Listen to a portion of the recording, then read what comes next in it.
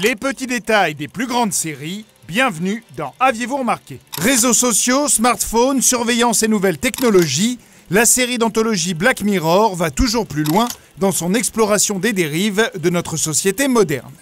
Penchons-nous sans plus tarder sur les très nombreux détails et références cachées de la saison 4. Et commençons avec l'excellent USS Callister, bel hommage à Star Trek. L'ouverture de l'épisode adopte le format 4/3 de la série originale et change quand on retrouve Daily dans l'ascenseur, un motif déjà utilisé dans la parodie Galaxy Quest.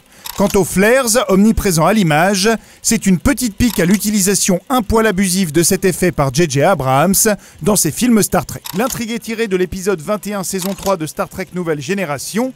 Le fait qu'il punisse ses recrues avec ses pouvoirs est tiré d'un épisode de la saison 1 de Star Trek, et l'une de ses punitions où il enlève la bouche d'un personnage est un clin d'œil à une nouvelle de Harlan Ellison, l'un des scénaristes de Star Trek justement.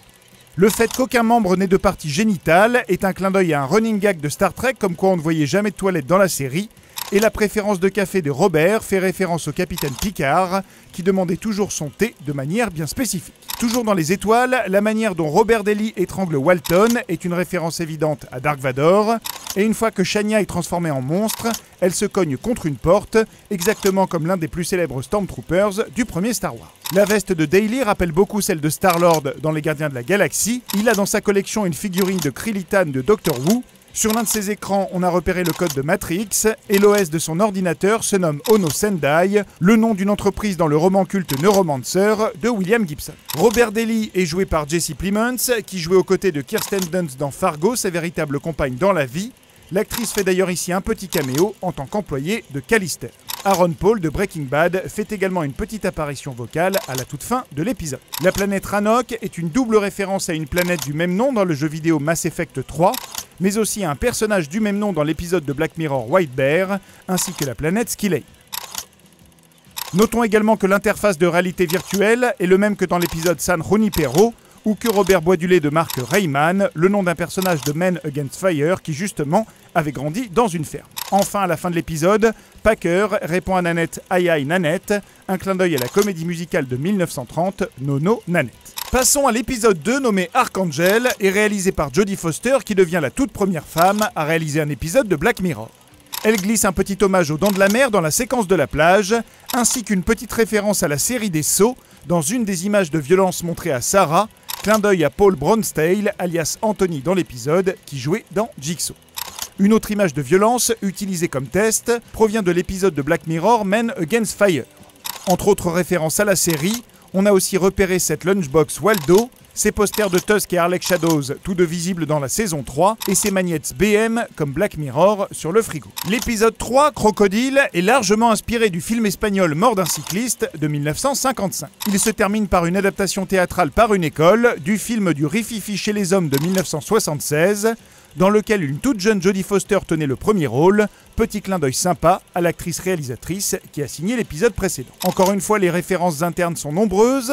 La chanson que Shazia chante dans sa voiture est la même qui apparaissait dans de nombreux autres épisodes, dont 15 Million Merits, un épisode dans lequel figuraient les émissions Hot Shots et Race Babes, qui sont ici mentionnées. On peut également voir le camion qui livrait les pizzas dans le tout premier épisode de la saison, USS Callister. Autre référence au premier épisode, dans l'épisode 4 cette fois, où l'on a repéré la même application de rencontre qu'utilisait Elena. L'épisode 5, Metalhead, est le premier Black Mirror en noir et blanc, petit hommage aux deux séries d'anthologie dont la série s'inspire, Alfred Hitchcock présente et la 4e dimension. L'épisode continue ses hommages au classique avec son discours sur les cochons au début, qui s'inspire à la fois de La ferme des animaux d'Orwell et de Pulp Fiction.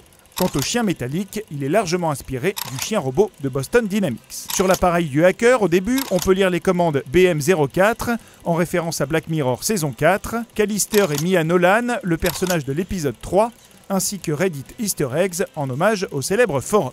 Enfin, on arrive à l'épisode 6, nommé Black Museum, en référence au véritable Black Museum de Scotland Yard, qui regroupe de véritables artefacts de l'histoire du crime anglais, et qui a inspiré une émission radio du même nom à laquelle a participé Orson Welles. L'épisode aurait tout aussi bien pu s'appeler Black Mirror Museum, puisque les rayons de Rollo Haynes sont remplis d'objets tirés des épisodes précédents. On a ainsi repéré la tablette que Sarah a utilisée pour frapper sa mère dans Archangel, l'assimilateur d'ADN de USS Callister, une abeille robot de Hated in the Nation, la baignoire où Adan Akand a été assassiné dans Crocodile, ainsi qu'une photo de Mia du même épisode. On peut aussi voir la photo de Victoria Skillane, ainsi qu'une cagoule de l'épisode White Bear, et un diorama du Premier ministre qui se pend, tiré du tout premier épisode de la série. Rollo Haynes mentionne avoir travaillé dans la clinique Saint-Juniper comme l'épisode San Junipero. Il mentionne les consciences humaines enfermées dans les cookies de l'épisode White Christmas. Et ses rats de laboratoire se nomment Kenny et Hector, d'après les personnages de l'épisode Shut Up and Dance. La station-service se nomme BRB Connect en référence à l'épisode Be Right Back de la saison 2. Jack lit une bande dessinée de l'épisode 15 Million Merits. Et enfin, parmi les masques sur les murs, petit clin d'œil à Game of Thrones, on a repéré le visage du créateur Charlie Brooker. Mais ça, bien sûr, vous l'aviez remarqué? Non?